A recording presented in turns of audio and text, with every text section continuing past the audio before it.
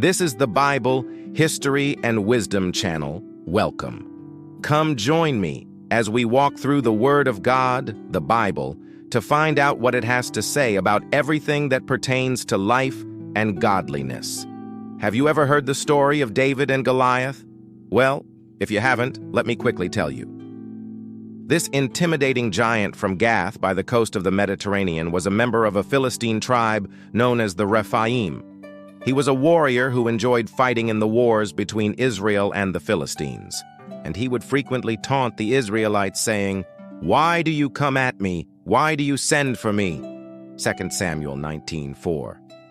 During one of these battles, David, the future king of Israel, had just come to visit his older brother Eliab, who was fighting in the Israelite army. On this particular day, Goliath came out to battle, and the Israelites became afraid. King Saul, seeing that his men were scared to fight this huge guy, told anyone who could defeat Goliath that he would make them a great reward: land, gold, silver, and the hand of his daughter in marriage. No one stepped forward because everyone was too scared of this giant. David, however, when hearing this offer from the king, was not moved by the reward or frightened by the challenge. Instead, he said, "Who is this uncircumcised Philistine that he should be able to boast against the armies of the living God?" Then David ran to the front of the entire Israelite army and took on the giant all by himself. He pulled out his sling and 5 stones from his bag, and then with accuracy and speed, he launched one of those stones, striking the giant in the forehead. The stone sunk into the man's head, and he fell to the ground unconscious. After that, David would go ahead and behead Goliath as it's told in the Bible. When the Philistine army saw their champion fall, they fled, and thus Israel won that day. After this, David became friends with Jonathan, Saul's son, and served in Saul's army until Saul died in battle against the Philistines.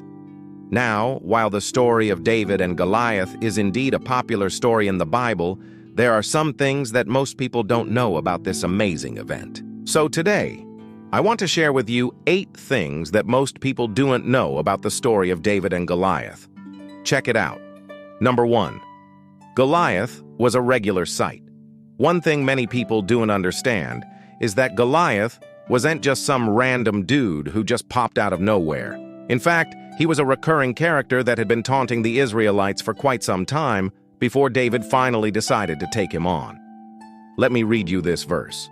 "And there came out from the camp of the Philistines a champion named Goliath of Gath, whose height was 6 cubits and a span. He had a helmet of brass on his head, and he was armed with a coat of mail.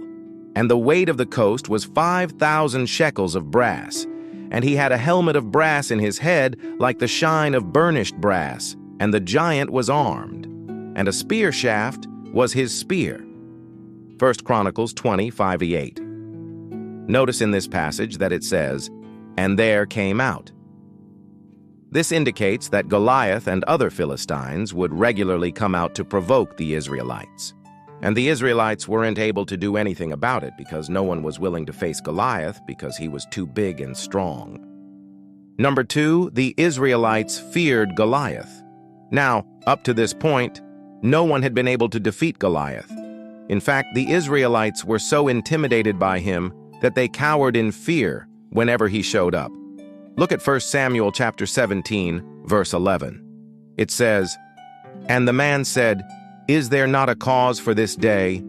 Look, the Philistines gather their armies for battle. Surely you are not able to go out and fight with them.'" Here, David's older brother was telling David why he shouldn't even be there. And he specifically tells David that he can't go out and fight with the Philistines, which tells us that the Israelites weren't only scared of Goliath, but also of the rest of the Philistine army. They had good reason to be fearful, though, because the Philistines were a powerful group of warriors who knew how to fight. But it was Goliath who stood out above the rest. He was the biggest, strongest, and most ruthless fighter on the Philistine team, and the Israelites couldn't handle him. Number 3, Goliath tested the Israelites. You may have noticed something interesting about Goliath. I mean, this guy would show up every single day and yell and scream at the Israelites, but why? Why did he constantly provoke the Israelites to fight? Well, Goliath likely did this because he was confident that none of them would accept the challenge. Just think about it. If someone is constantly insulting you and trying to get you to fight, but you never respond, that person will eventually assume that you're too scared to fight. Goliath probably thought that the Israelites were scared of him.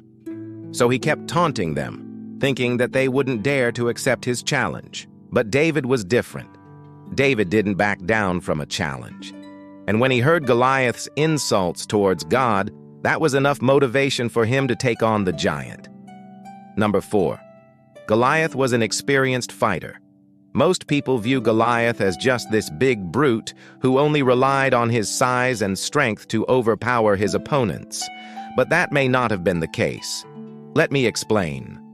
As I already mentioned, the Philistines and the Israelites were often at war with each other. And since Goliath was such a fierce fighter, it's likely that he had fought many battles between the two nations. Not only that, but look at this quote from 2 Samuel 21:16. It says, "And there was war again, and Abishai the brother of Jehoshaphat, the brother of Benaiah, the son of Jehoiada, and he was a valiant man of Bethlehem, and he slew the leader of the Philistines with the spear in his hand." Now, if Abishai was able to slay the leader of the Philistines with his spear, then Goliath probably used similar tactics. I mean, he had been fighting for years and years, and no doubt he had picked up some fighting skills along the way. So when David decided to take on the giant, he knew that he wasn't going up against some inexperienced kid. Number 5, Goliath had a weakness.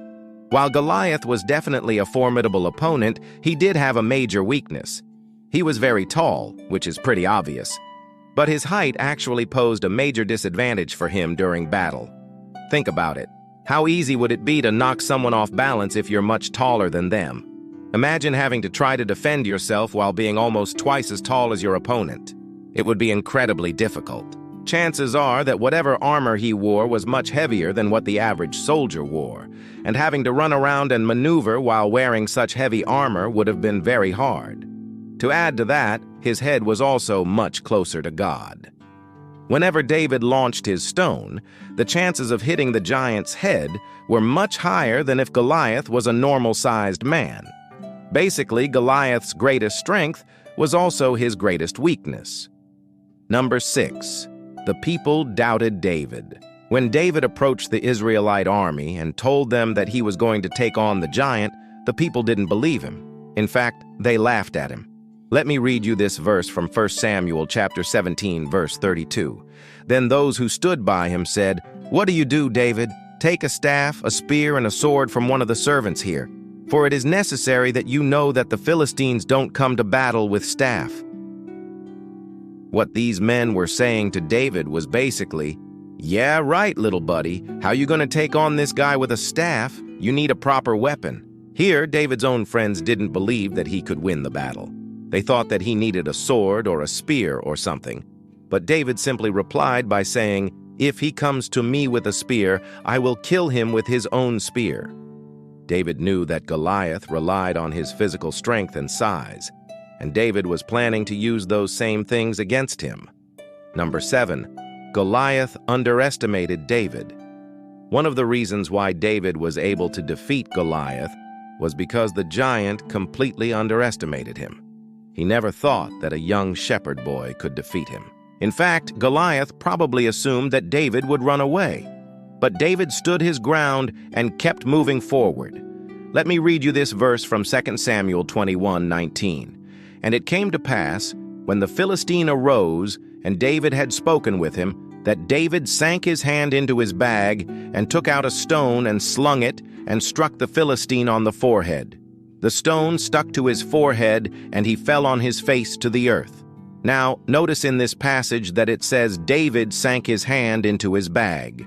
This implies that David had been carrying his sling and the stones for some time now. In other words, David had been practicing, and the more he practiced, the better he got. So when Goliath saw this young shepherd boy with a sling, he never thought that David could actually hit him, let alone kill him.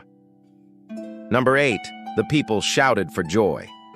Once David defeated Goliath, the whole crowd went wild. The people shouted and cheered, praising God for helping David defeat the giant.